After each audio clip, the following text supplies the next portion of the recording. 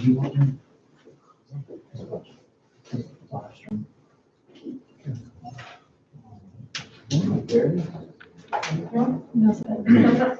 So y'all are right on the line.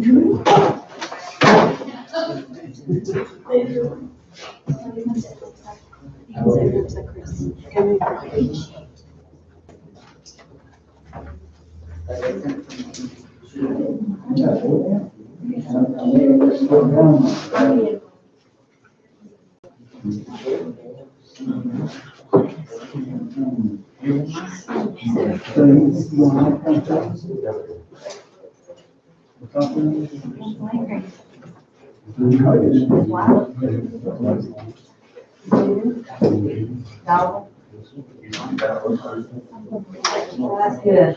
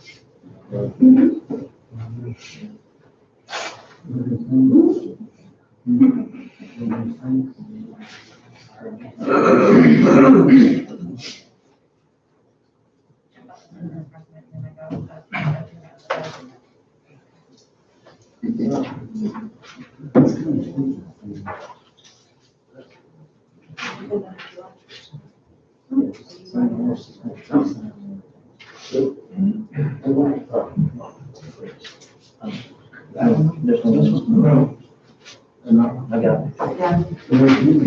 Okay. That'll work. It's on. I cut it on and reset it. You hear? It's, as soon as it hears the noise, whatever my phone hears, it kills the rest of the line. I can try to turn it on.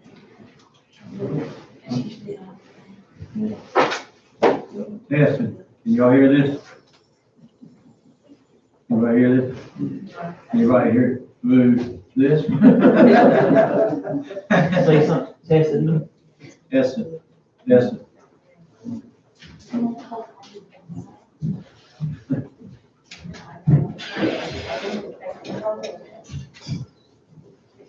All right, thank you, give us enough room. If they left it like it was to start with, we'd be way up there, and that would be about that high. We'd have to stand up. Or sit down and run it like this. Yes, yeah, Barstow, we had that Barstow.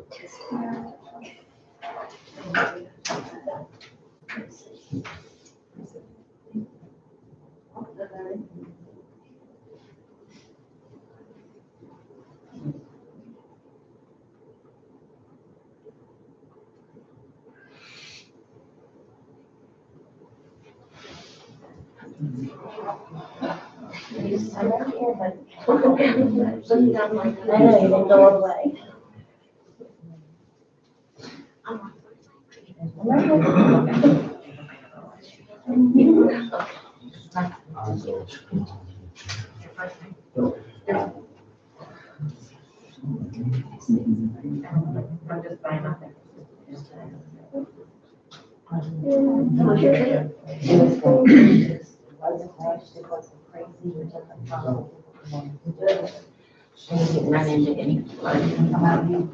We actually followed the storm up on Wednesday night. Might have to do it. Some rain.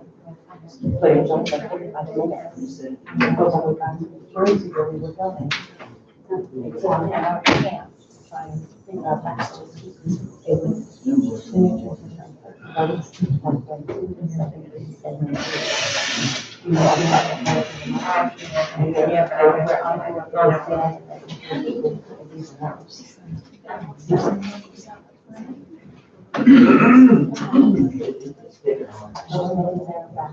It's picking y'all up, but I don't know why it's not hearing the same.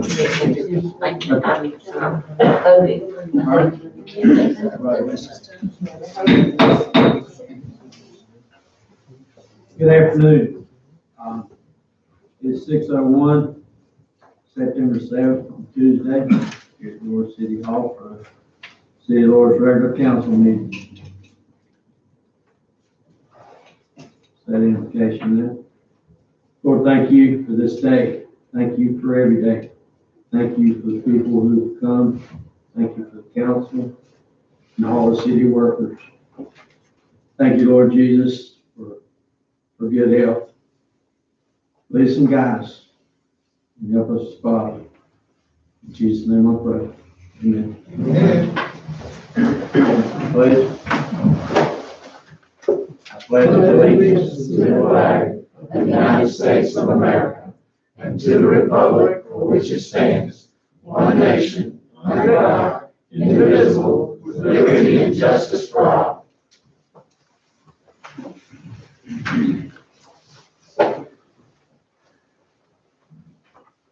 Roll call on this. Councilwoman John Goss, Here. Councilman Lewis Hardy Jr. Here. Councilman Terrence Hardy. Mayor Todd Harrelson. Here.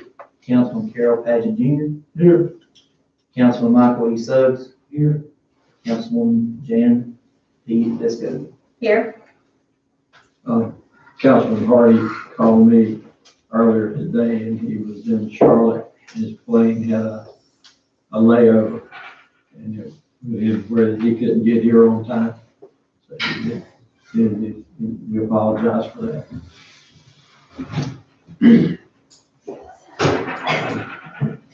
Let's start out the mayor's report. And we are on YouTube Live today, so that our audience can view us as we have our meeting. And if they're not sure of something we said or did, they can go back and rewind it all they want to and find out the exact truth, the whole truth, and nothing but the truth. So that's a good thing. And Keith Massey set that up for us, and I think that's going to come in handy for a lot of different people. And I'm going to ask the newspapers to make sure that what you do hear and see here, that you do report accurately as to where I've had some inaccurate things printed. And I think Attorney Moss will attest to that as to where he was quoted miscorrectly in something he said inside of the chambers here. Chamber of Commerce is next. Happening. Even though I don't have a lot to say, I have something huge, which is the Volleyball Festival. So, that's coming up. We're still working on that, and that'll be October 16th. It'll be the 42nd annual Lord's Volleyball Festival. So we're super excited about that. And, the pageant will be October 2nd. It's kind of slightly moved a little bit, but it'll be October 2nd. And those are the two things that are coming up, and we are working on to get completed. All right. So then, are the vendor applications available already? Vendor applications are ready, cooking contest applications are ready, pageant apps are ready, everything's online, or you can call me and I'll send it to you, email it. Lord'sChamber.com is our email address.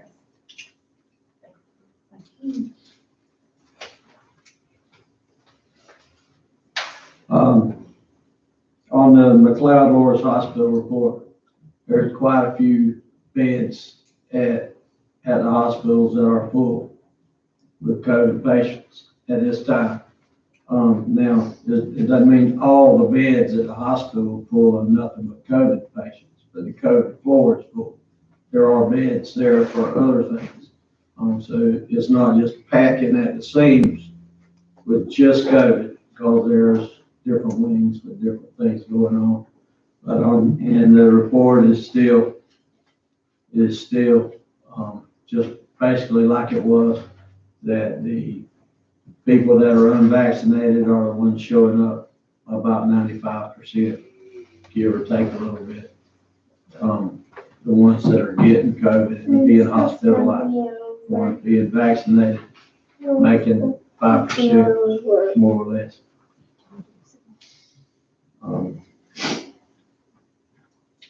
Ordinances. Just a little bit on ordinances. We, at this time, just a quick update on ordinances. We are definitely in need of codification of our ordinance book, and just asking the council to, if they have any ordinances at home or at their offices that they know aren't in our book. We keep running across that every now and then. We'll look at an ordinance and it's not the right ordinance, but it's at somebody's home or at somebody's office. So if we can, make sure we bring those ordinances that we know aren't in there, so we can get them in this book, it'll make it real helpful. And we'll move on to updates from our administrative staff. I just got several updates, and it kind of covers a wide variety. First one will be Text.gov. Short story, that's part of the iWorks that we currently use for building permits, business licenses, and stuff like that, impact fee stuff that Andy works on. One of the biggest things was the miscommunication between staff and code enforcement and things like that. So they had this thing called Text.gov.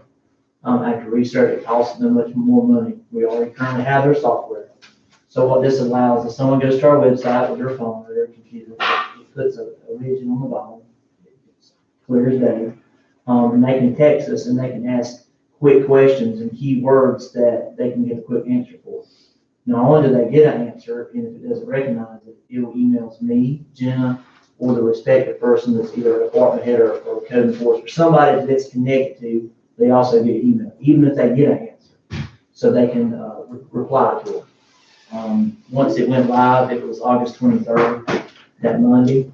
The news channels, I think, picked up on it after one article, small article was wrote about it, and they've interviewed me several times, even to the point that they used it on live air, and it was working flawlessly. And we've had about 67 interactions now, and everybody got an answer quickly. And it seems to be working out. It kind of fills the gap in when people are not in the office, or they want something about one of our agendas, they start talking about agendas, it sends a link directly to the agendas for our council. Link directly to our website, so it all works in conjunction with each other. So like I said, there's been several articles wrote out there. We've been on 11 o'clock news, 5, 6, live segments downtown. So everything's real positive about that. Hopefully that helps out with miscommunication and stuff like that. I'm really, truly glad to say, as of Tuesday morning, we are finally live with Edmonds Update. Officially. All the financial. Today or last Tuesday? This Tuesday. We were going live last Friday. They've been finishing polishing things off for us. But finance, accounting, AR, AP, anything doing in like phase 1 is currently live and rolling. And it's a very wonderful system. Everything it does is connected. It does all the accounting and auditing work for you. It's a really nice system, and I really encourage anyone of y'all want to come see it work, watch us get into it and watch what it does. The differences between what it does and what's been complained about in the past, you'll see it work right in front of you. Miss Deborah, let's take Miss Deborah, who cuts all our checks, AR and stuff like that. She can cut 25 checks at the same time. Obviously, it's 25 different line items. And it does all the debiting and crediting, encashment, all that in the background. And when she gets done, she staples all the paperwork right there. Every process is right there. If you go run an account query, my name's on there, what time I ran, why I ran, when I ran. So it's really good software.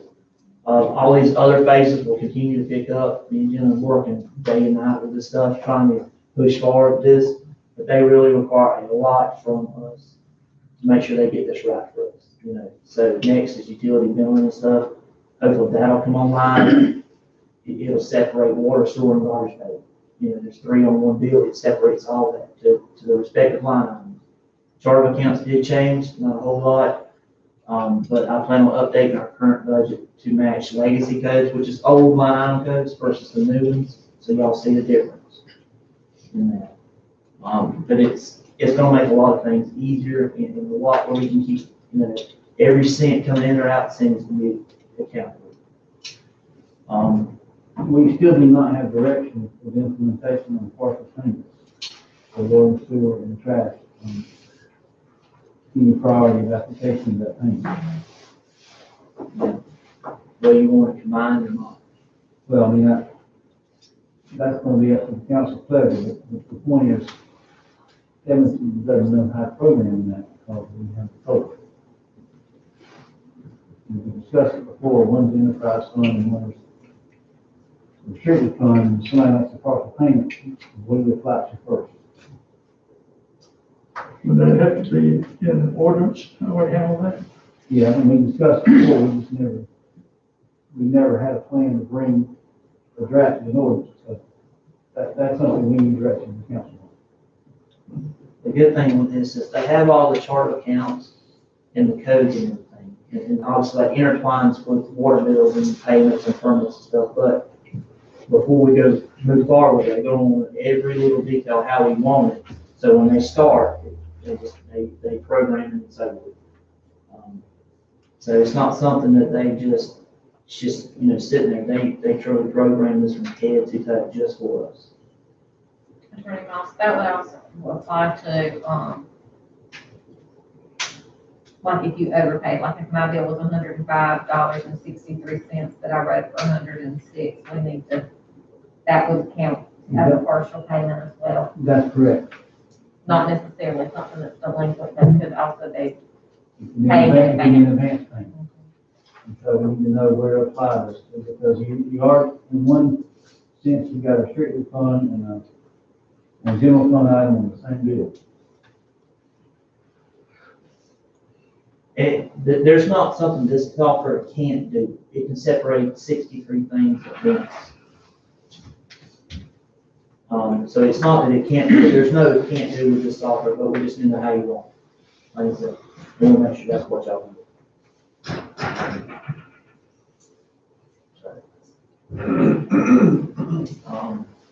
Business license, I think Mr. Carroll had just asked about that earlier. So we're going down our list on these new business license stuff.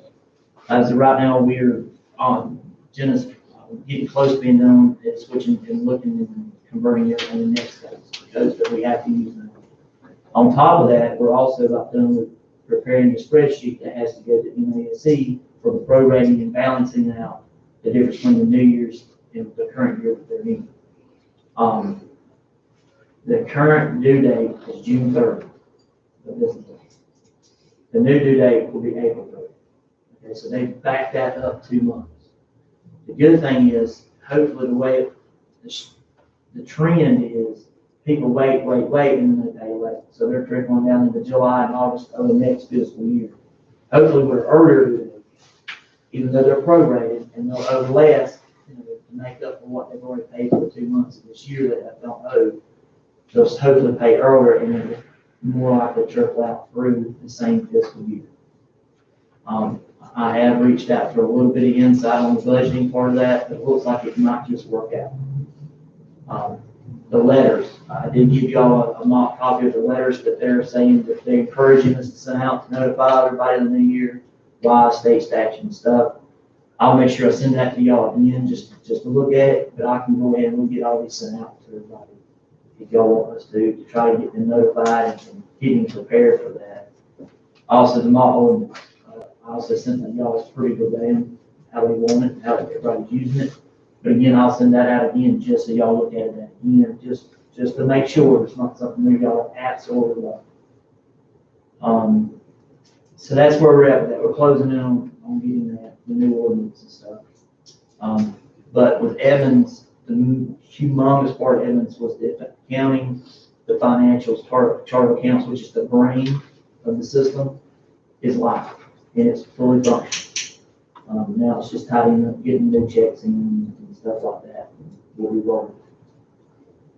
My recollection from our conversation is that the chart of accounts that were included in the budget are being cross-referenced, is that right? Yes, so the old chart of accounts, which they call them legacy codes, I guess when they say old, are attached to our new codes in the system. That's just how smart it is. So even if somehow an old code gets in there, they're going, it's attached to a new code.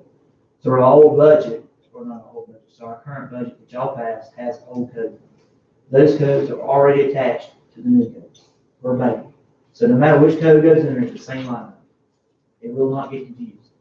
But what I will do is prepare y'all a current budget that y'all have passed with the old codes on it beside the new ones. There are not much differences, but there is a difference.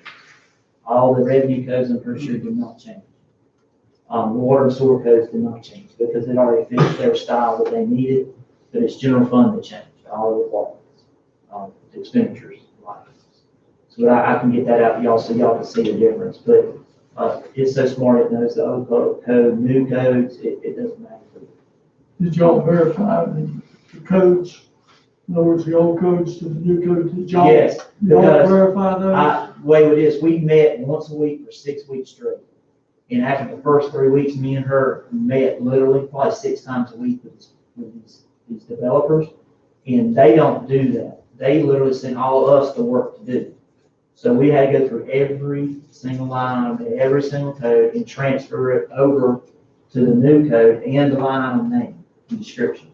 So every code in our city, in our county system, has been individually gone through probably 3 times and cleaned it up.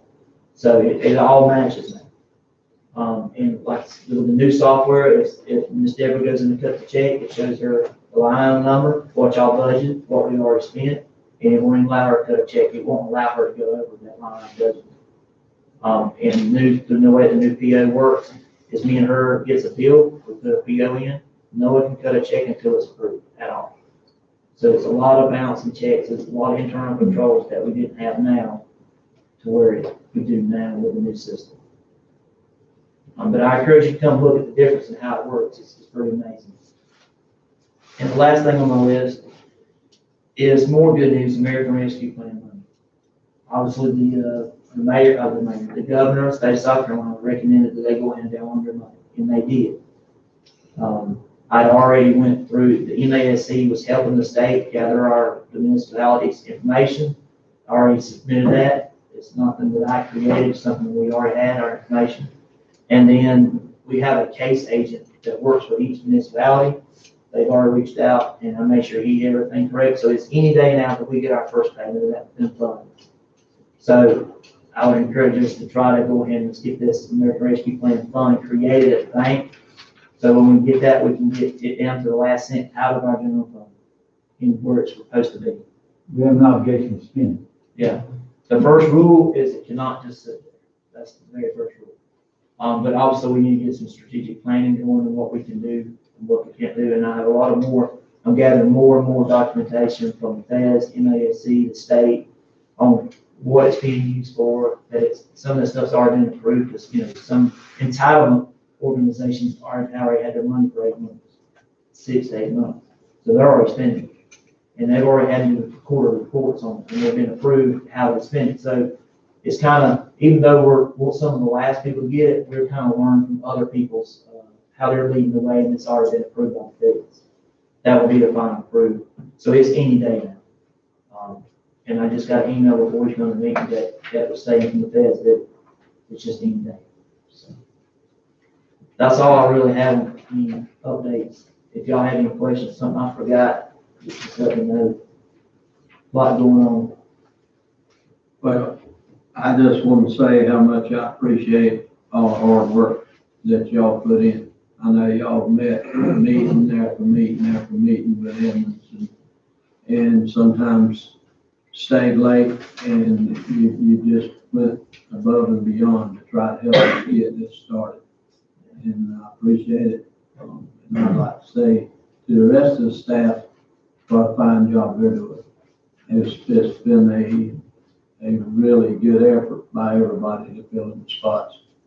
While y'all were doing extra things like that, and everybody else was stepping up too to try to help when y'all were doing those things. So it's just, thank you very much to everybody. It was an eye-opener. Evans, when he went to school, I was out in Eugene going through 6 Irish classes a day. We went through 4 days straight of 6-hour classes to use their software. If not, they wasn't gonna stamp it most of the time. So we had to sit through that, and we learned a lot, so it was a good thing. Pretty much covered it.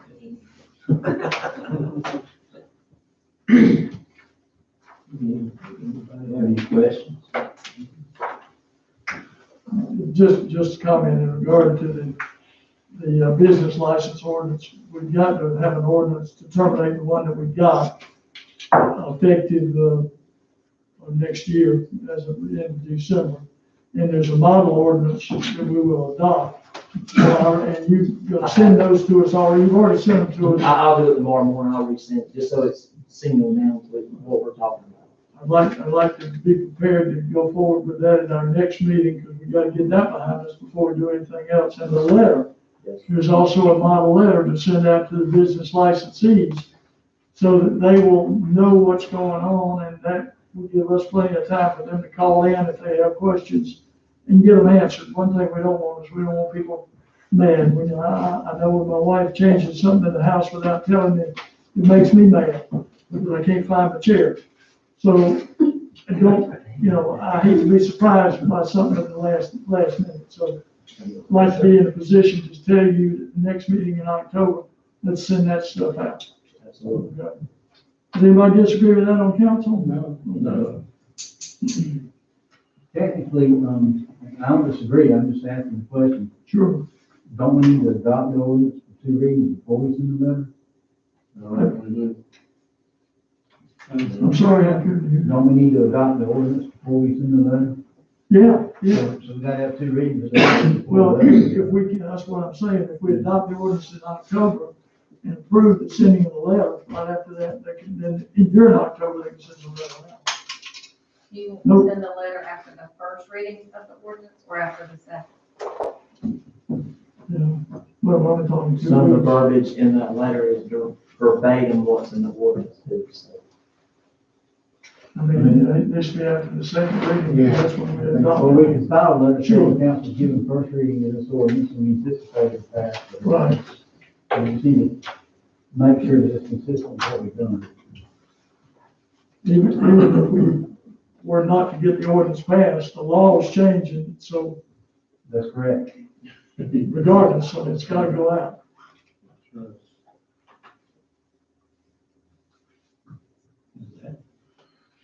That's it. Anything else? Have a new monthly thing that I'd like to do on the, city council meetings, especially until we get a city administrator.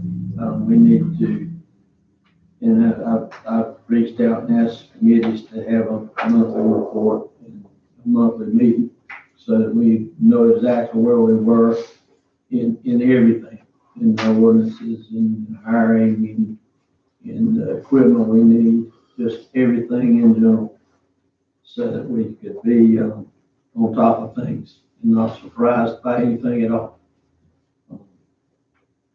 And the first one on here is the Finance Administration Committee, and that's Councilwoman Goss, Councilwoman Vesco. Whoever is, Okay, the Finance Administration Committee did meet a couple of weeks ago, and the committee also includes Keith Massey and, Jenna. Yeah, the 4 of us. In that meeting, Keith Massey gave us a lot of information, basically what he's just gone through with all of us now concerning, some financial updates, the American Rescue Plan, and some general staffing updates and needs. And of course, the Edmonds, update.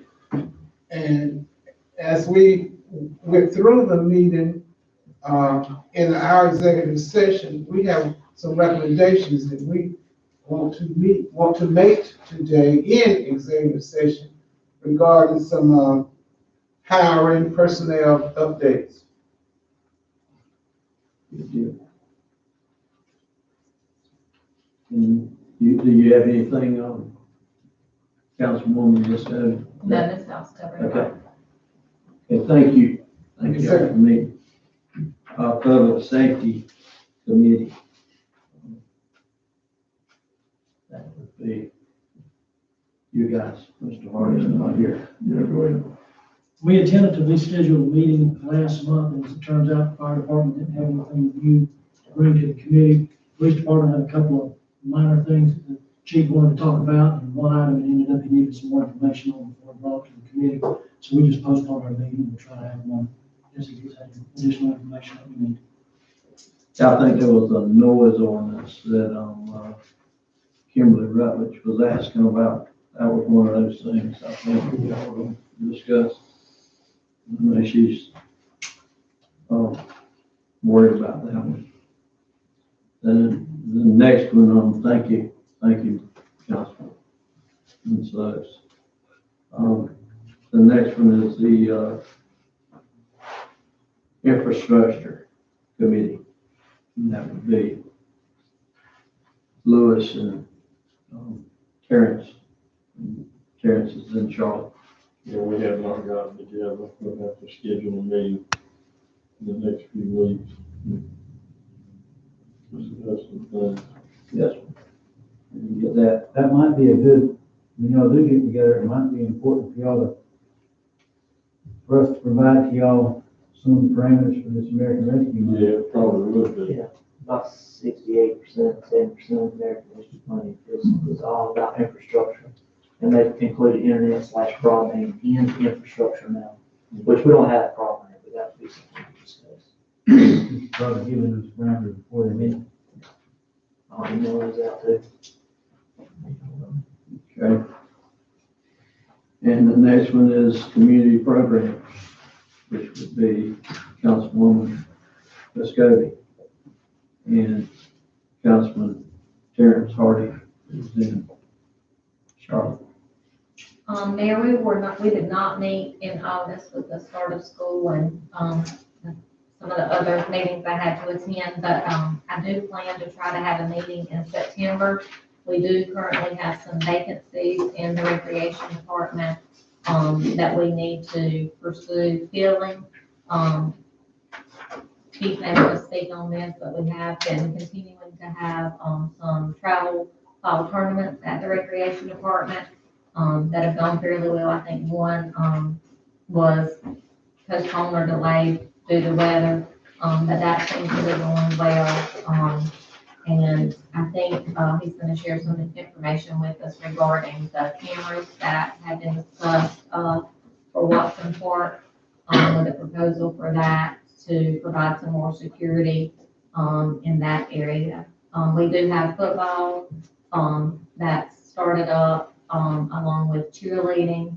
I think those are the two that we have going on right now for fall, and, that's all I have right now. Thank you, Councilwoman Vescovi.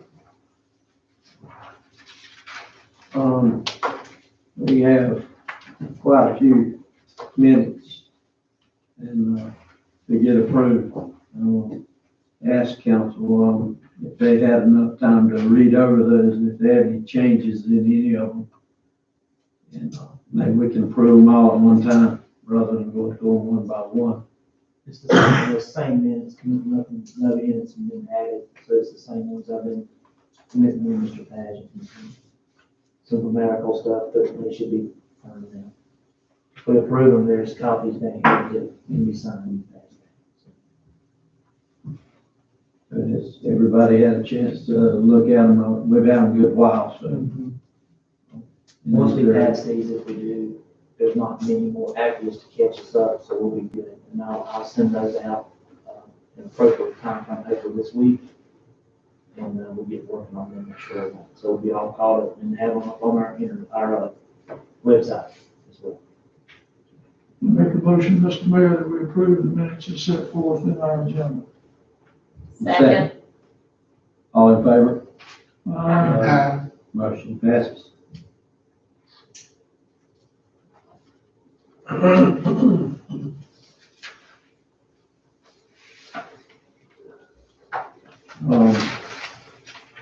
Getting on to the business, they adopt a resolution 03-21. Is that, You can explain it? So the Municipal Association of South Carolina, they have a hometown economic grant that they have 13 awards they can give out every year. In order for me just to even to apply to the grant, we have to pass the resolution. In the resolution here, it sets forth the amount and what we're actually going to commit to as far as the match that we have to do if we get it. Obviously, we don't get it, we don't have to match. Our match is $1,250 of a $25,000 hometown economic development grant. It can be used for several different things. And I'm currently working on a lot of stuff, and I'm still open for ideas. This is just to set us forward to give you permission to do it and, apply when it comes time. So, they require this resolution to do that. We'll just read that one. That one a little bit right there. Excuse me, does it have to be for one specific project? When we make the application, do we have to have the project set The forth? way it listed as, there could be several different things included into one project. So if we wanted to do 10 different things on Main Street, that is still considered one project. But when you do the grant, obviously you lay all that out. There's 6 to 7 different subsections as far as information and stuff. But yeah, there's several different things you can do. It's the one project, it just might be 6 different parts. So we wouldn't be approving any project, we'd just be authorizing you to make the Yes, sir. application? Absolutely. I'm guessing they approved the project. But- Yeah. But if they do approve it, you agree to match. Right. But And of course, if you have any ideas, reach out to me. I'm only one man up there. There's a lot we could do, but I don't know y'all's concerns or things. It helps if I have a group behind a grant. It makes it go easier. So, Absolutely, it should. The Main Street Courtyard revitalization, where is that? that would be up there on the right. And the reason I put that is that can be all of Main Street. Oh, Main Street? Yes, sir. This doesn't hold us to me writing that grant for that. I had to put something in That's where the Christmas tree is. there. The Christmas tree and It everything, include. the whole courtyard and everything. That's private property. But it doesn't have to be in the property we own. It can be revitalization, you can improve property. I mean, but I had to put something in there, Right. so it doesn't hold us to that. it doesn't have to be necessarily an item of maintenance or construction. I'm reading a couple years back, that the City of Conway received one to support a feasibility study.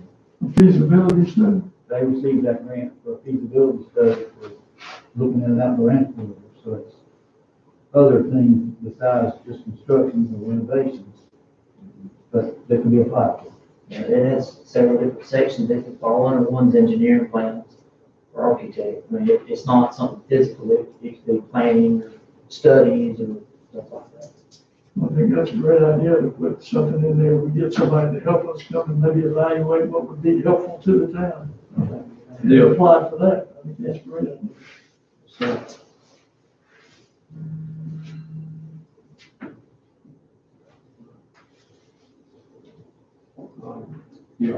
would y'all like for him to read out that? Are y'all good to vote on what we heard? I'll read the resolution. Resolution convening the city of Louisville to provide a local match for a municipal association of South Carolina hometown economic development grant and the following its procurement policy when securing services and product for grant funds. Resolution number 03-21. Yes, sir. Motion on that. I move we adopt. Second. All in favor? Motion passes. B, first reading of ordinance number 04-21.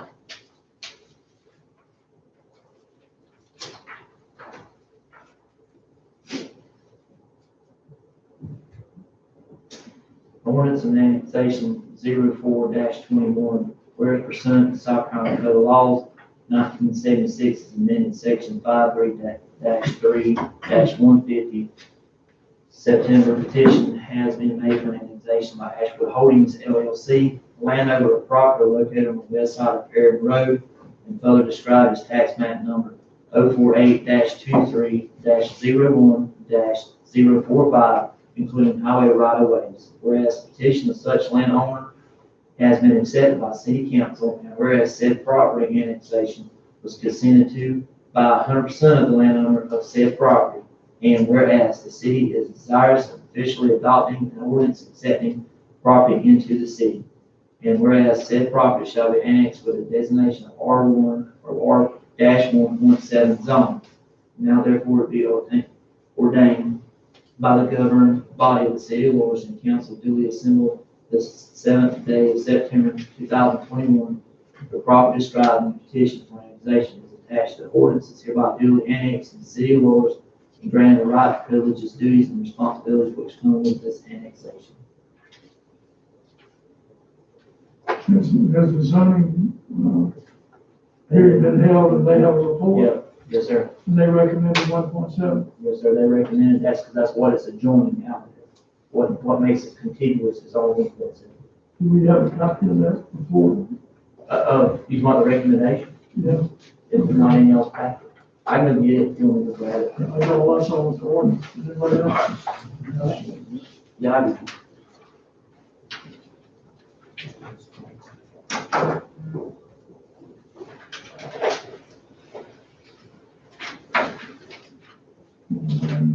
While he's, going to grab that, Look at your wall. You got someplace to go. while he's going to grab that, I wanted to follow up. From last meeting, I was tasked with finding out if the Rankin Water Sewer Authority had prepared a revised territorial map because it's in the annexation and addition of water and sewer customers. Their lawyer has not seen it yet, but she is going to, as of today, she's not seen it yet. She's trying to get Mr. Richardson to get her status report on that revised territorial map. Good deal. Thank you.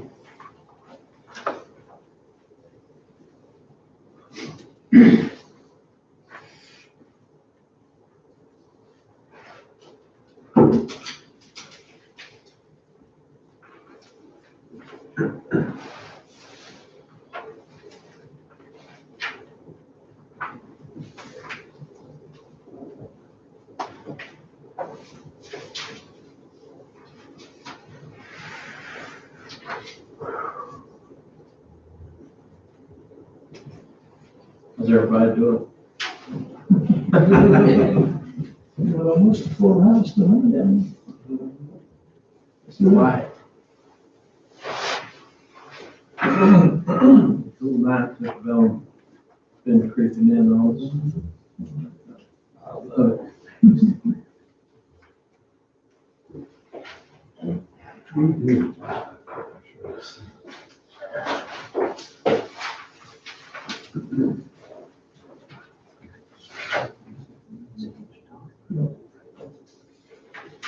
Thank you, sir.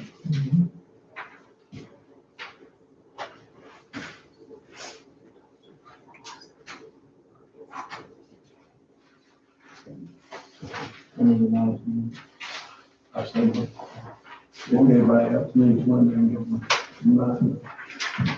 I'll show you.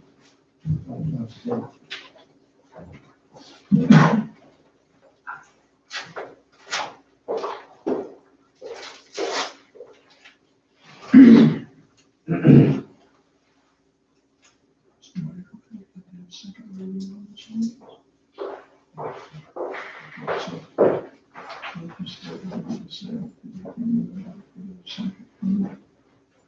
How about?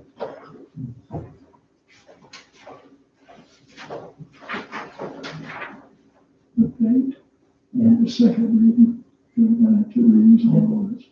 We got 7 on there. Okay. So what I think that would be, just need to change it. All right, I'll make a mark on that. Mayor, I make a motion that we have first reading on the ordinance that was just read to us, which is ordinance number 04-21. Second on that. Can I ask for some clarification on something? Yes, sir. This, planning commission report that we just received, it refers to the zoning district as low density residential, R1.7. R1.7 is high density residential. Sure. So is it low density residential the recommendation or is R1.7 the recommendation? Well, whatever all points they will flow, I mean, that might be a typo if that's in there. Yeah, that's like 7 houses per acre, which is high density. R1.4 is like 4 per acre. Yes, that one for is low density, it'd be high density. Yes, 1.7. 1.7 allows for more houses per acre. I think we need to change this report and Ms. Morrison needs to sign it. Okay. It needs to be part of the record once it provides. I'll have her make corrections to that, and I'll get it back for y'all with a signature. Or to email it or send it to them.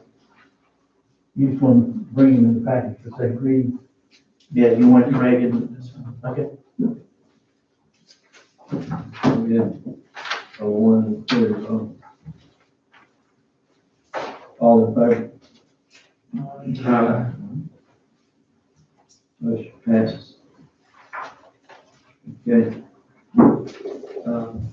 On C, we got an upcoming election on November 2nd. We have 3 people running for those council spots.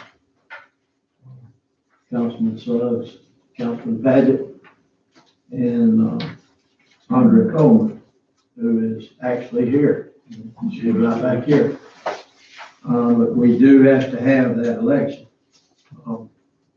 So to make everything official and do everything right. Unless somebody gets 0 votes, that's, that's going, that's, Unless a person didn't vote for themselves. that's right. So we do have that coming up. And I did have, I know we do have, we got election commission, which is supposed to have 3 people on it. And at this point, it has on 2, which is Mrs. Gore and Mr. Powers. I have spoke to Mr. Powers. And Mr. Powers was going to speak with Mr. Gore. Mrs. Gore. Yeah, Mrs. Gore. Sorry about that. And he was in favor of Horry County taking over these elections. He said it'd be simpler. He was all for it. He was going to speak with Mrs. Gore. So I know Surfside did that, and there was talk about North Myrtle Beach doing it. But I didn't want to bring that up and see what council thought about that. There's a lot more to run an election than people realize. And I'm myself, I think it's a good idea. I did call Sandy with the Horry County Election Commission, and she said all it would be the pleasure of the council. However, we decided we wanted to do it. So, I just want to put that out there. This one coming up probably wouldn't be too hard, seeing as how we only have 3 candidates running. But it is something I want to put out there and see what the pleasure was of the council looking into that. Like I said, I think it's a good idea. Anybody? I don't know what the difference, I mean, we don't have to. But we wouldn't have to go get the machines, we wouldn't have to do anything. Carry back and all that stuff. Let's get through this election and then we can bring it back over about 2 years to decide what we need to do. And if it's gonna cost anything, exactly what the transition will be. Yeah. I don't think we do anything tonight. No. It is something I wanted to bring up because it did come up. And, But you need another election commission member if you're gonna. yeah, we still have to have another election commission member. If, we gotta have that. So, No, if you don't get with the county, you're gonna have to have another election commission member. last election, I think, I'm not sure if we had 2 or 3. But if somebody got COVID, especially this year, we could have a problem. We might not be able to have an election that we just voted all day long. So anyhow, something really huge to think about, especially with COVID.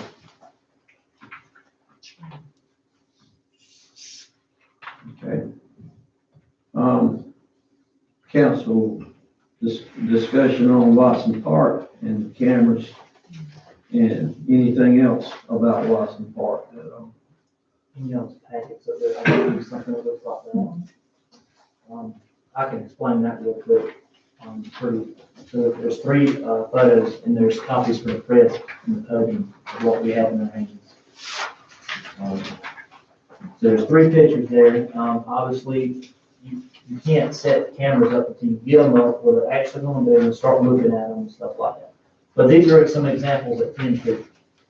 It would be higher than that, but this is somewhat up in the air so you can see what it looks like.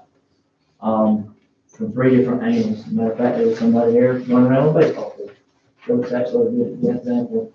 Just some areas that this would cover, day or night. Obviously be different. The cameras actually would be better. The ones up there and then they'll be higher. Again, you would, you'd have to have the cameras up in the waist, actually, how much it's actually going to cover. But obviously you don't have blind spots, one of the things. well, they're adjustable once they get up there. They are. So once you get through the pictures and you kind of get an area of the things up there, if you go to the back, the cost breakdown on 2 different type of camera units that we previously discussed it before tonight. One is without YouTube. Okay, I think the attorney here brought up YouTube thing, so it'd be accessible to everybody. And I'll explain the issues with that or the money effect. So the first one is with a mobile digital recorder with its app. You can access it from a city official could access it remotely either through a phone or a computer. That's 4 cameras that will point in 4 different directions at $350 a piece, just for the camera. It would record 24/7, and obviously you can access the cameras remotely if you have the credentials to do that. It would be utilized off a FirstNet data card. $45 a month would be the recurring charge only for these. That's what we pay, just like paying for a cell phone. The other piece of that would be hardware is $2,163.50. So the total cost of not having YouTube with the mobile cameras that are uploading to a DVR system is $3,563.50. It's actually a little less than initially for that, but COVID, he says, is these electronic stuff is up and down pretty bad. Now, YouTube is doable. It's not doable. But you have to have a certain type of camera that has an internal processor that's smart enough to be able to send it, because YouTube requires a lot more advanced cameras to utilize their stream. So that the difference is that 4 cameras would be at $600 a piece, not $350. So you're almost increasing that 50% just because the cameras have to have an internal processor. Obviously, it records 24/7. The FirstNet data is the same thing. The hardware is the same thing because the wireless modem and stuff, it's the same units. The total cost, that would be $4,563.50. The thing with YouTube, this is recorded 24/7. Let's say it's not based off of movement. It's 24/7, it's like watching TV. They will be able to see it on YouTube, stream live, but that's it. There's no going back to watching it for anybody that would access it publicly. Because if you get into YouTube storage, that amount of storage is something running 24/7, you're looking at a couple $1,000 easy a year or more. And I do have experience with YouTube servers, and they can get pretty expensive. Because then they consider you a creator at that point in time. So they're like billing you for that. You'll also still have the mobile storage, so you'll still be able to access it if you're a city official and it can be recorded. So the only difference is it will be streamed through to YouTube. All the time? All the time. Live. No option to turn it on, turn it off? You can, but that would be physically a person that would have to go turn it off from that software. It could be a possibility that the way things are going, that the software could get more expensive with that as well. But right now, it's not. So what you're talking about is, if little Johnny said he was going to the park, his mom could look at YouTube and see if he really went to the park. Yeah, she can watch it live, but it will not record like it's doing to us tonight. Our system's different. Because you're talking about a video camera that's recording 24/7, 7 days a week. That's a lot of data and a lot of storage. And you're getting into more expense on top of this would be pay YouTube to help store that. If you did that, you could still use YouTube and it just not be stored there. You're storing it on a secure device like the other one. And we can access it when the proper authorities want to access it. If you look in these pictures, the cameras are really going to look and face things as a normal person's eye would if they were out there at a public park anyway. These are not cameras like ESPN that's going to zoom in and see someone combing their hair through them. It's only going to get somewhat a little bit better than human eye's distance, but better clarity, obviously, at night and stuff. But those, again, it would change with the camera placements and height of the cameras, but that's the best I can get for you to get you something in your mind with a color picture. It's 0.23 of the acre out there of the area that you want to cover with your cameras. With these 4 cameras, you can easily get it in 4 different directions, so hopefully there's not really a blind spot. In my experience with cameras, there's going to be a blind spot. You're just hoping that whatever you're looking at happened prior and then after the blind spot. But there's a pole lights in the middle of the park, closer to the gate. You go out on the baseball field, it has power and there's a night light there. That's all they need to make this go. Is power and night lights. Because the same unit that's running the night light is what this was hooked to for power. Does YouTube charge you something? Not for free. Not to just stream live. Storage is what costs. Well, would the system itself be storing anything on? Yes, that's what I'm saying. This will still be stored for our use for whatever we need. We need to look back, there's malicious damage or something happens. Still be stored. Your equipment gets upgraded because it has to be a lot better to stream live mobilely to use it. But if we needed it for criminal purposes, we could go back. It's still stored, whoever has the credentials to get into it, yes. How long would we be able to go back? Normal DVRs of 1 terabyte, with that amount of footage, you're looking at 28 days of it holding something. So, in theory, if you're going to go full camera footage, the police chief could probably talk on this a little bit. Hopefully you would know by then if you need to go get it. But once you know something that happened on a certain date and it's already recorded, you can go flag it and won't get delivered or pull it or whatever. That's your normal, your terabyte, and that's a lot of storage. That's a lot of storage. Now, you're showing us 3 pictures, Yes, and ma'am. it says there'll be 4 cameras for 4 different directions. Right, like, again, I took the general pictures of normal areas, but it's going to change because the cameras will be higher. They'll be able to see over the building on the other side. So it'll change. But I don't have those cameras and it's, 13 feet up a pole, so I'm over that professionals handle that. But that's just to give you some idea of what kind of area they cover.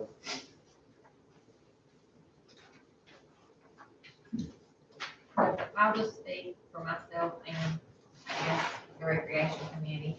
I think that we've spent a lot of money at that park over the last few years, and I think that it's necessary to get something like this to help maintain that facility, and keep it in the condition that we need to, for it to be used and maintained appropriately.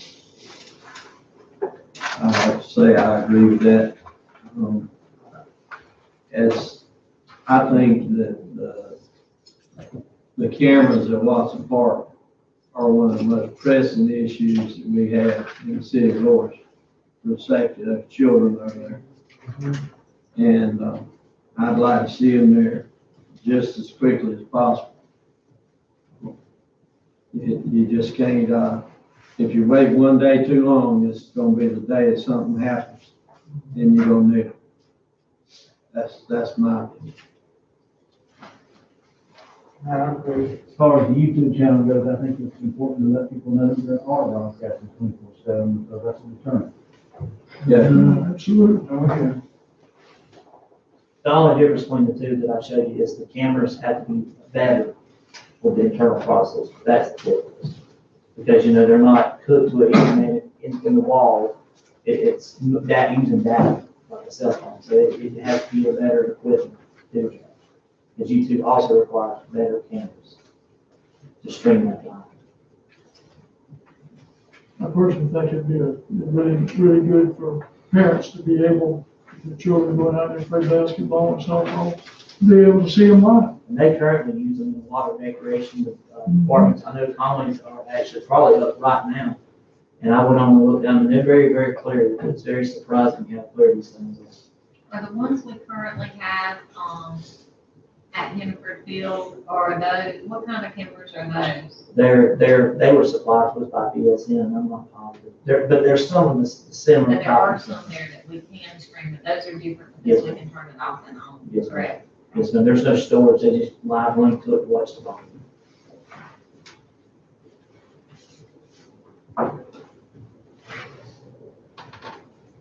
Yes, you got anything? No. No.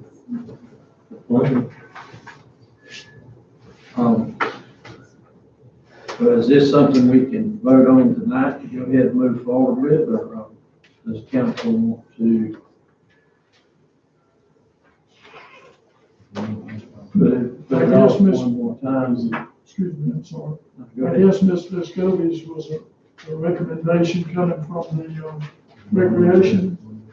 So it doesn't need a second. Unless you can- We're renting. Mr. Massey, what's the proposed, source of funding for these cameras? Would that come from the recreation department or from public safety? Where exactly? We have had 2 tournaments, overflow to Watson last year.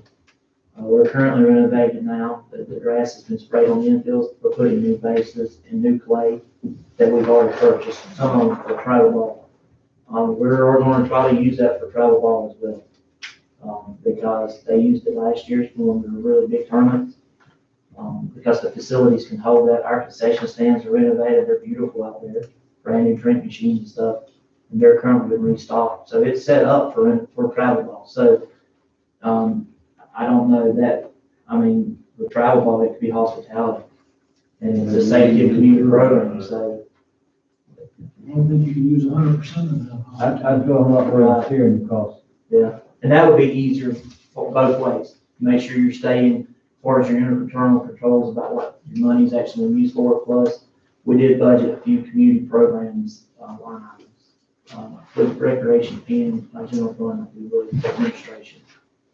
Since we're talking about cost, was our procurement policy followed, will these cameras bid out? We get bids from And this is through vendors? HTC, who we currently have a contract with. So it's like having, security cameras. That's basically their function. So, I reached out to see if there's any more companies, and there's not a whole lot of companies building these units. So it would go on our current bill we have now, through HTC. It'd be just like adding on Another another camera. telephone or whatever. Up front, or more IP phones or something, it's the same, what, we currently have a contract in. Council in favor of pursuing the cameras that have the YouTube capability? Is that the way y'all like looking at going, or would you prefer the first option? That's the initial cost of it. And then it's only $45 for the training. Normally, if you're gonna do the live streaming, is that what you rent? I think our councilman Paget say that he thought that was a good choice. I was just seeing how everybody else felt. I think it's a great choice. Yeah, I think that's overall. As far as the procurement, also the data, the FirstNet data, we already have them for our cell phones, FirstNet. So even if in bad weather, it should still work for our cell phone service as well. So it would have more prevalence of our regular cell phone stuff. And that's one data card for $45 a month? Yes, sir. Covering Yes, charge. it would run the whole camera system off that one It's line. not per camera, it's just. No, just one per one, unit, which runs 4 cameras. And that, And I just want to say, I think the benefit of the cost, the benefit outweighs what we've had to suffer in damages over the last few years, and safety too. There's some Yes. incidents there, safety number one. I certainly agree with that also. So that recommendation from that committee is to move forward with that. That being said, that's the same as the motion to do, and we've asked for a second. No, it's, uh, On that second, just go ahead.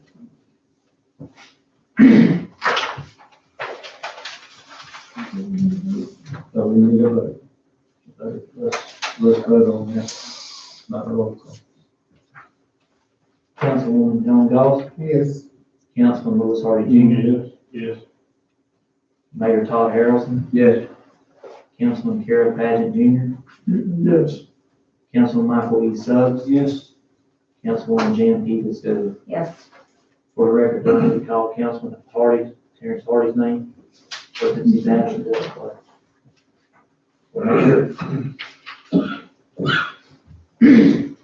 Just, I'm gonna throw something out there about Watson Park, something I've just been tossing around. And, since we're talking about Watson Park,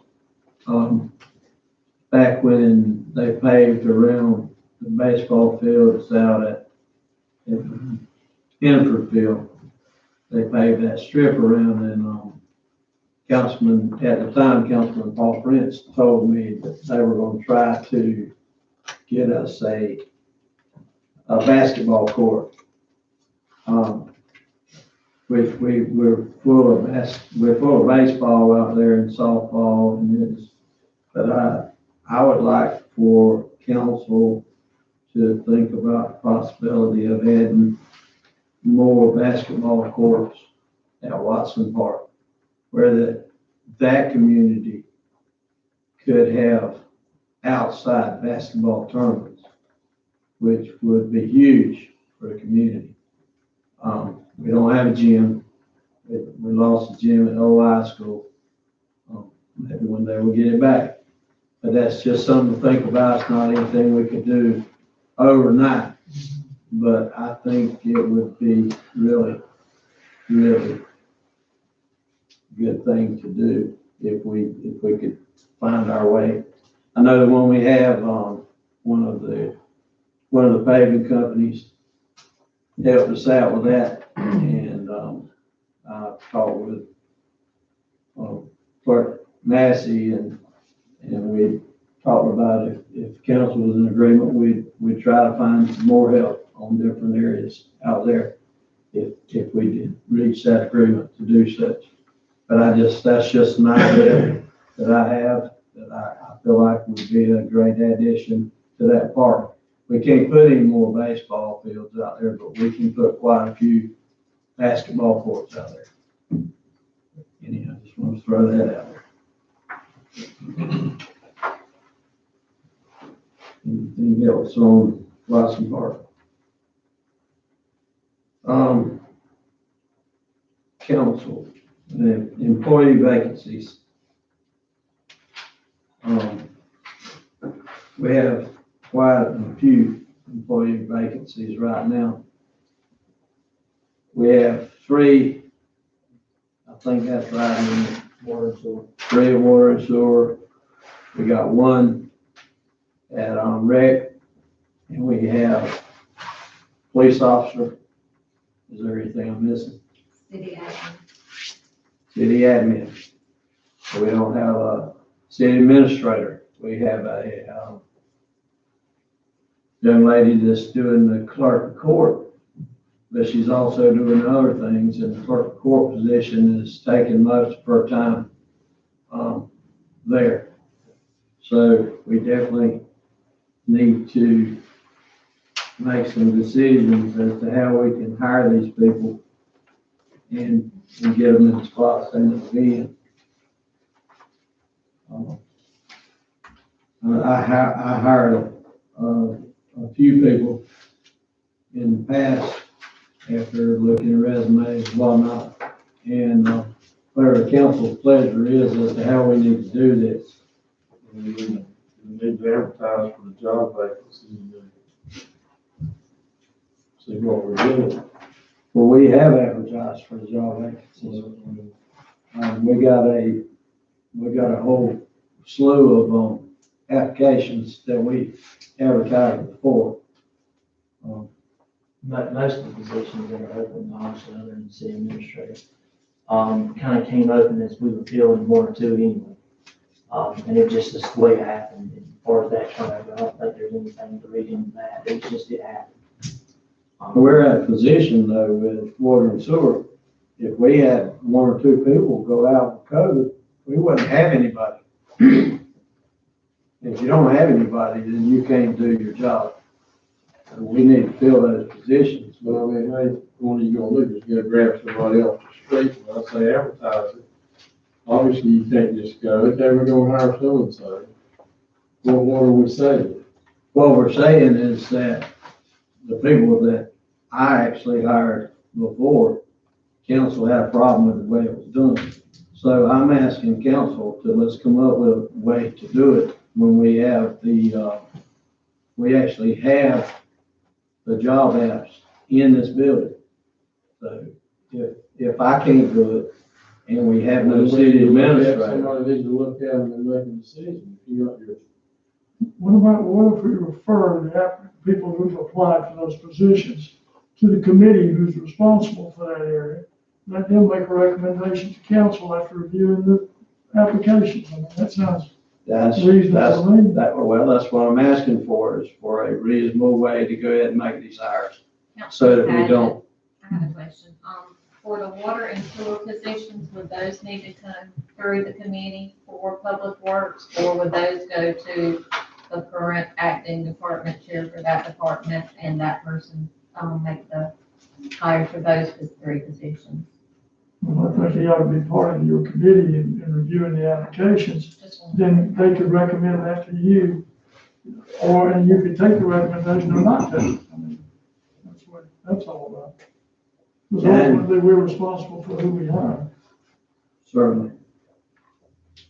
That's all I'm asking for, is for a way to go ahead and make this happen, because we have got to have people working in the city as we lose people. We could be in a jam in water and sewer really quick. Or anywhere really. If you lose 1 at rec, then you're down to 1, and 1 can't run the recreation department.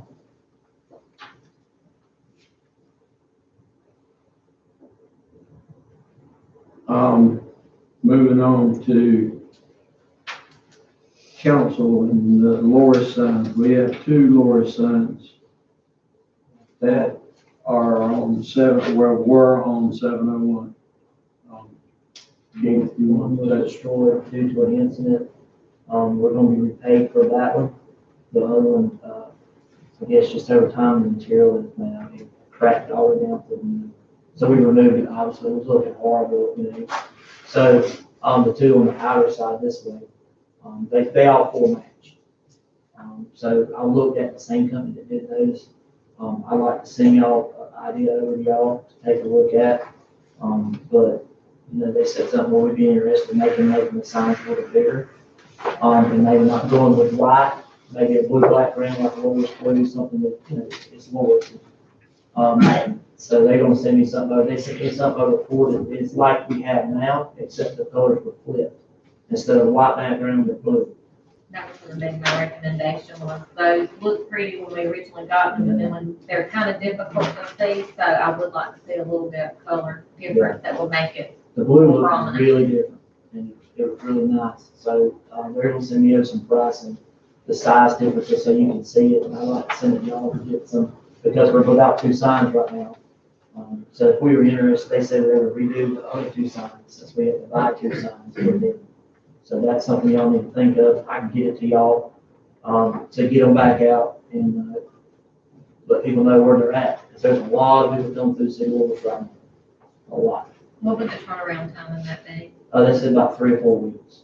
Be great if we could get them before the log off. Oh, if we, you know, if we act very That's soon, 3 or we, 4 weeks. I'm sure we could, because the material is hard to put in the machine. And then they put the coloring on it like in paint. So it's not, they didn't say it would take that long, because they do it there. And they do the post and put it out there and everything. It's not, we have to get it, have a guy, they do it all. That's a good point, though. Get them up before the bog off. Yeah.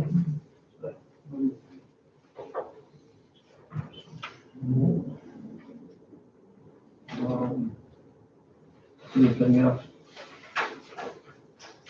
We motion during the executive session. Make a motion to go into executive session to discuss personnel matters and the old door section of property. Second. All in favor? These are minutes. Minutes. Just sign. Yeah, Sign. sign. Now, That's- we shouldn't take too long. So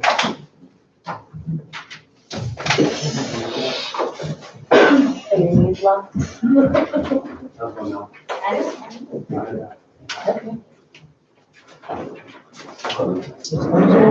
I'm sorry you blended in with you.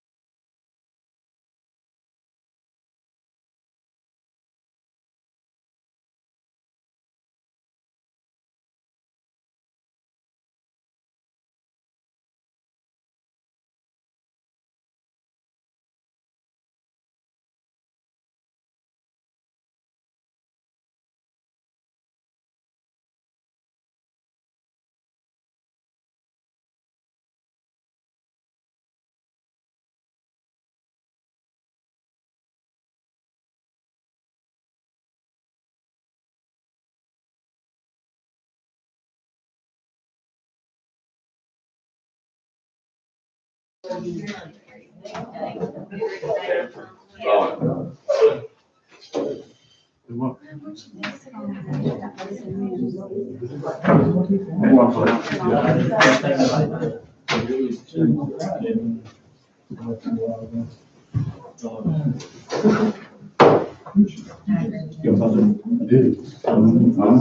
sure you got it. I got it.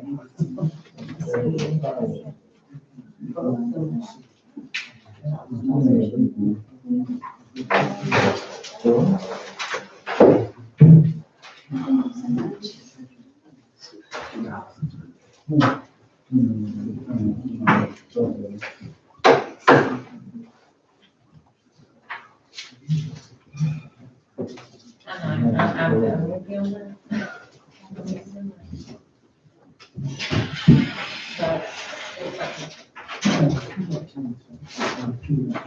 You told me that, and I don't know what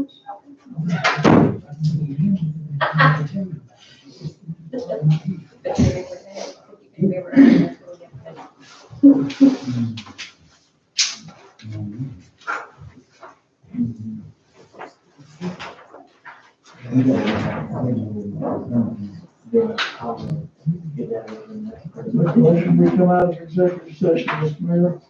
So, No action, all in favor? Aye. No action taken in executive session. Mr. Mayor, I'll make a motion that the council appoint Ashley Walden as the clerk of court. Second. All in favor? Aye. Motion passes.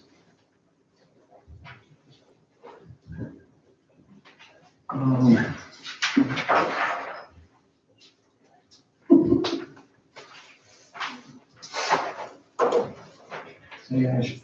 That's Ashley. Stand up. Introduce Ashley. Reaction? Hi, Congratulations. Congratulations. thank you. We'll go to departmental reports. The public works, do you have anything on that? I know Ricky's out, he's sick, so.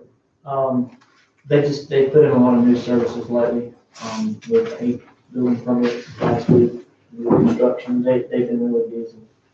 I know they did like 4 on one street last week, because I had to go out to help. They're really short-handed, so I'm not sure. But they got something to do every day, a lot of new services are going in. When they have a leak, they're replacing it with new pipe, instead of patching the galvanized, they're taking that section out of old pipe and replacing it with new infrastructure. So hopefully throughout the year when you do that, they're mapping it as they do that. So, eventually, we'll be updating all our pipe by doing that. So it's patching. So, Thank you. Code enforcement, I had a itemized piece of paper laying on my desk where it's still at, but, I will make sure that's included on the next report, but there was 20-something permits and 20 up in the, like 28 citations written for, doing things wrong. So, and Andy did ask us if anybody saw anything that they thought he needed to see or be aware of, to please call him or email him and let him know. his email is Andy Bell's name and at City News. And it's on our website.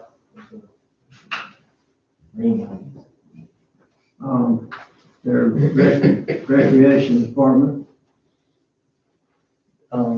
So we have here tonight is, Mr. Woody Henson.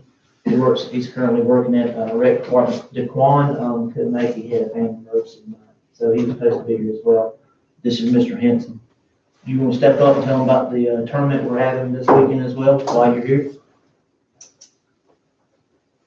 Hey, y'all doing? Aye. This week, we're having a Top Gun softball tournament. We were supposed to have a Top Gun baseball tournament as well, but they canceled due to COVID. So we're gonna have about 18 teams for a softball tournament. We're trying to clean up that park a little bit. We've got the extension agency from Clemson University helping us to get the grass and weeds out of the outfield, to get them cleaned up and get a good stand for new grass out there. And we're trying to clean up Watson Park. We got the dirt spray to kill the grass that's growing in the infield. We got around the fence and spray trying to clean it up some. And that's about it. I'll tell you, while we're talking about Woody and DeQuan have done a fantastic job. Those fields out there look better than, I think, better than I've ever seen them look. It is amazing. If you hadn't seen them, you need to go see them. The entire park looks fantastic. The cool thing about it is only you get there. Got a lot of work to do. Been a lot of work done. Yes, sir. And it really shows.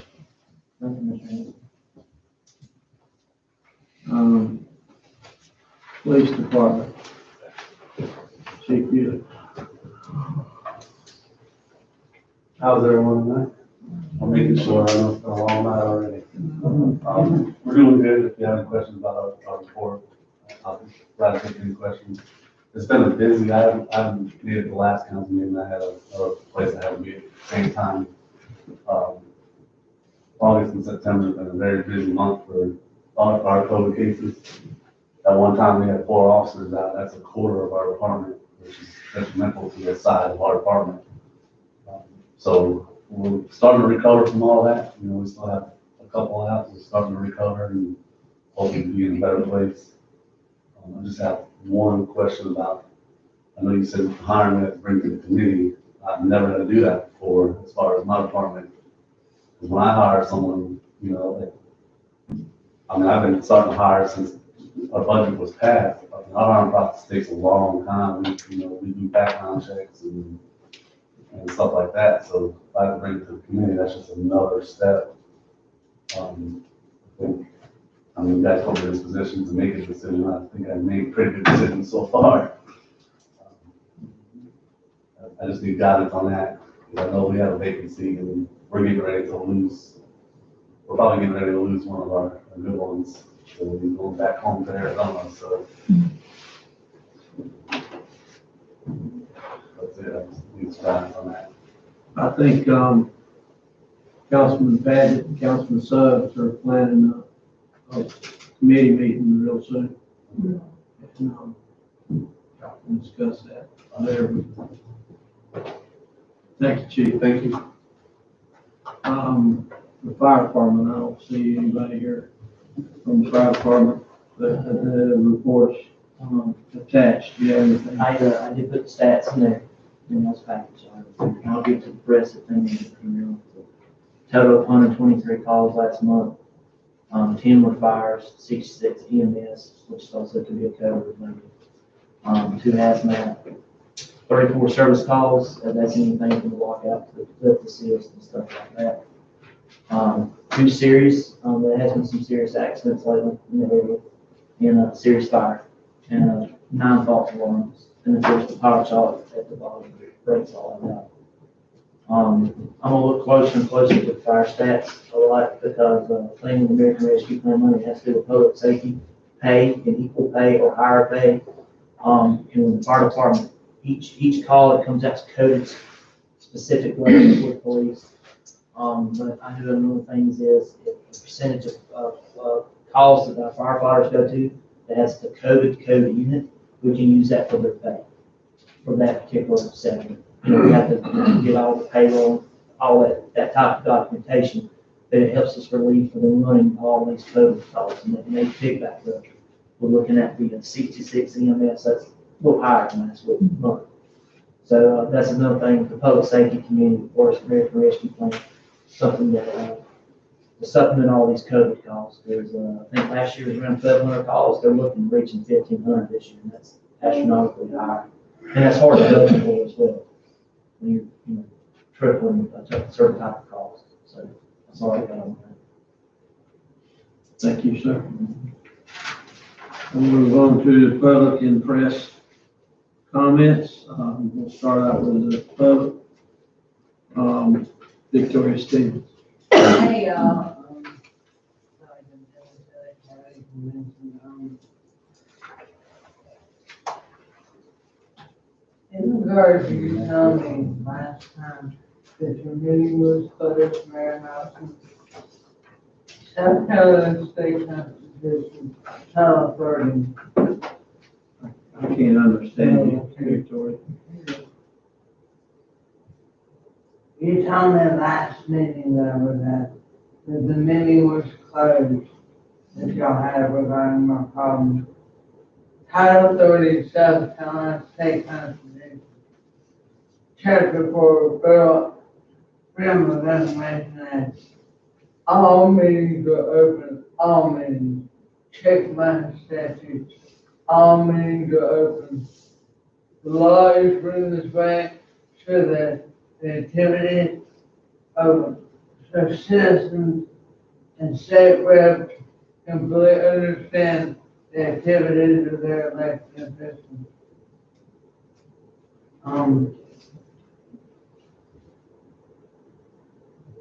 I don't see why you told me that. You told me that I could not get an FOIA for the minutes of the meeting because that is not law. That is not law.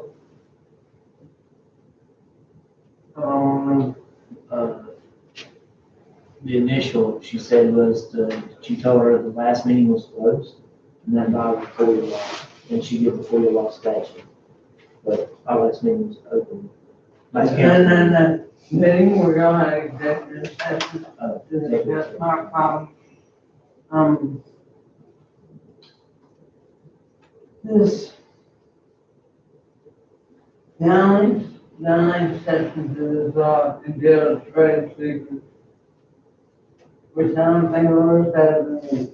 Unless they had to read the law, or use law to intimidate somebody or to trade. I don't recall an executive session discussing matters that were specific to Ms. Stevens' complaint. Don't you remember that, Mayor Thompson? You said in front of me that this meeting was closed. Can I get FOIA? You can get a FOIA on anything that's open, but you can't get a FOIA on any executive session meeting.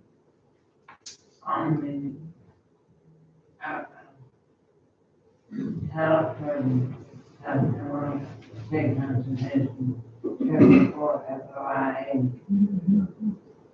All meetings are open. She's closed the FOIA law. All meetings are open. Okay, thank you.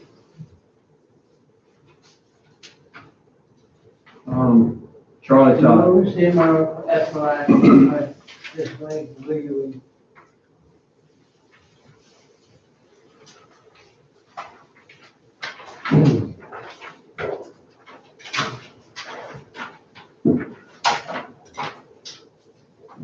Thank you for allowing me to speak now. I'm gonna be brief as possible. I know it's getting late for everybody. But I'm here to, hopefully clear up the issue concerning the alley at the old Graham property. I don't know if you guys are familiar with it, but it's the alley that runs from 701 in between the old brick warehouse and the old Graham Brothers building to Railroad Avenue. I just want to give you a little bit of background on the alley for those that don't know. I didn't know until recently, but it was originally part of Casey Street. It was by the hospital. It used to come all the way through there. But in 1988, it was abandoned by the state. And it was just incorporated into the Graham property because they owned everything around it. So basically, they just started taking care of it. And at that time, it was just left on the map as a 30-foot alley. It's on the map, it's still on the map as a 30-foot alley. As you know, since that time, the brick warehouse that borders one side was sold to North Beach Wholesale. And the feed mill and the retail building on the other side was sold to myself. But this 30-foot alley is still on the map with no owner, just as an abandoned alley. And I think there would have never been an issue with that status. But for many months, Norfolk Reach Wholesale began using the alley as a scrapyard. They had metal containers partially blocking the alley, and they created unsafe driving conditions for my customers, employees, and the citizens that were using that alley.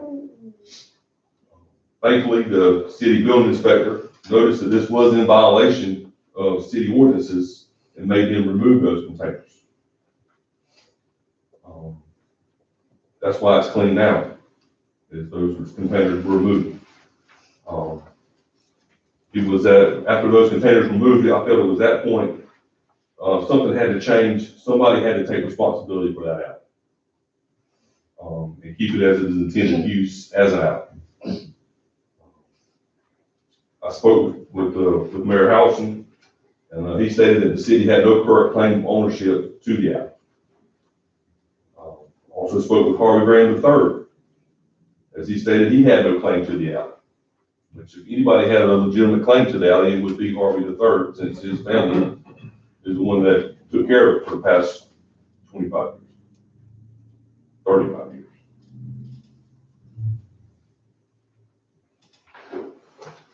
So I began proactively to pursue legal means to acquire the alley, since nobody owned it, for the specific purpose of keeping it an alley for public use, and I maintained it. So I spoke to my real estate lawyer, Kent Floyd, and he advised me to get a quick claim deed in process from both parties. He also told me he didn't know how legally binding it would be, but it would lay a foundation of ownership for somebody. Once they were prepared, Kent asked Harvey Graham to sign his, and the mayor to sign on behalf of the city after his due diligence to contact county and state officials, which they did, and it was recorded. It seems here lies the problem. By signing on behalf of the city, even after it was cleared by the local county and state officials, many of you feel as though the mayor bypassed the city council procedures and unilaterally made this decision for you. And I can see your point of view and how this might upset someone. That's why I'm here tonight, to let you know that even though the local newspaper is trying to scandalize this into some kind of shady, backroom, greedy land grab between friends, I want you to know that this could be further from the truth. The mayor is a friend of mine, as I feel most of you are. So I approached Mayor Howson and told him about the situation I just explained to you. That I was concerned for the future of this alley, and all I wanted to do was it remain status quo. An alley for public use. He knew he could trust me and believe that this was my motivation, and as I humbly hope all of you would. He signed the document on behalf of the city. And I can assure you the mayor only had what he thought was the best interest of the city and its citizens when he did this. And he's received nothing but grief because of his trust. Therefore, not because I feel I've done anything illegal or immoral, and not because of some newspaper article forcing me, because I feel my reputation, integrity, and more importantly, the mayor's as leader of this city have been in question. Therefore, I would like to hit the reset button on the whole issue. First, let it be known that I do not want the alley. Why would I want to take over unnecessarily a property that I would have to assume a liability, maintenance, and taxes? I would love for the city to take over the alley. So I'm sorry, there goes your scandalous story of greedy impropriety. Second, if the issue is procedural, as you've indicated, I would like at this time to send the quitclaim deed back to the mayor's office to bring before city council for discussion, or whatever you guys need to do. I would never want the mayor to lose any confidence from his constituents because of this.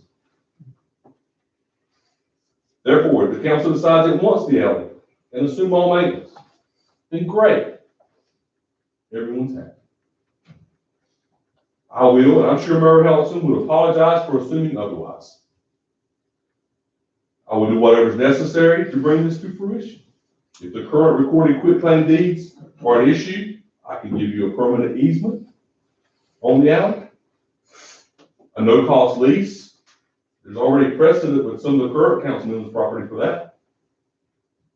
Or we can redo them entirely. I'm sure the city attorney and Kent Floyd can work through any issues. As far as I'm concerned, a green sign on this alley would be a welcome sight. But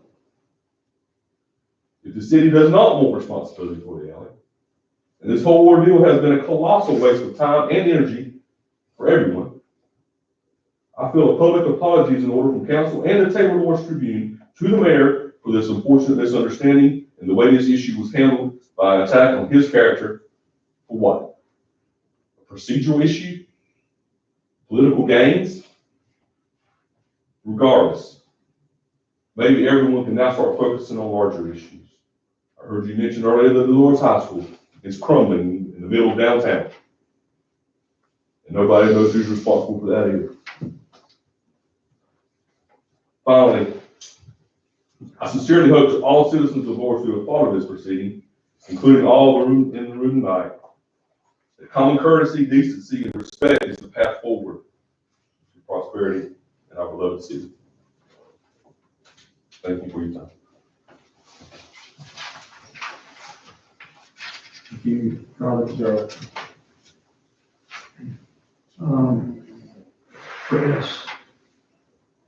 Press comments, questions?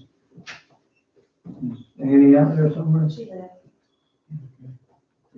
And Hannah's not here. Okay. Motion to adjourn. So move. Second. All in favor?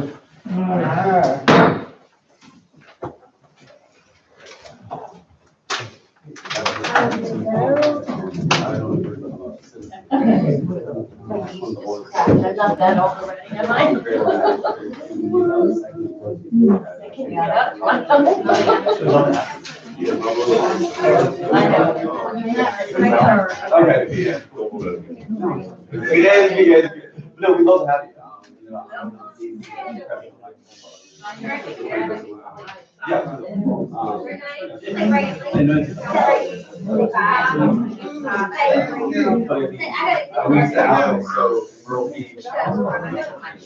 You know, it happens,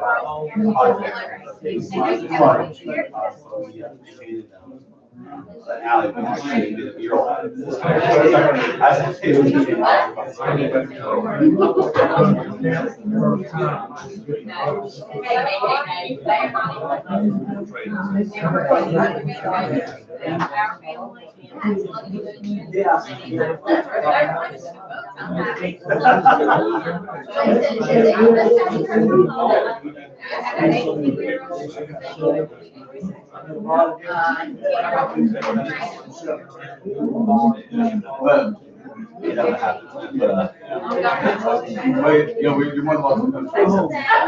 So, yeah, so we meet next week and in 2 weeks. Right. I believe you, teaching class. You're about to put it well. Nice. I went to, well, Western High School, but I went to Alberta High School. But yeah, good to see you.